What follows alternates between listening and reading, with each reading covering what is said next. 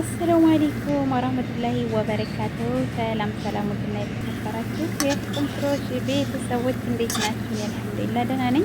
በያላችሁበት የዓለም ዳርቻ ሰላማችሁ ብዙ ይበልልኝ። ዛሬ ያው ሰሞኑን ቪዲዮ እየሰራሁኝ አይደለም፣ በጣም አስቸጋሪ ነው ስራ የዛን ረመዳን ዱዓ አድርጉ በዱዓ እንረሳሳው አለው ለማለት ነው። ዛሬ ያው ምንም ነገር አዲስ ነገር የሚሰራ ነገር አይደለም የመጣሁት አለው ለማለት ነው ማለት ነው። ጠፍቻለሁ፣ ቪዲዮ እየሰራሁኝ አይደለም ማለት ታውቃላችሁ፣ ረመዳን ላይ ለመስራት በጣም ነው የሚያስቸግረው እና በርቱ፣ አላህ ያግዘን፣ አላህ ያግዛችሁ፣ በዱዓ እንበርታ።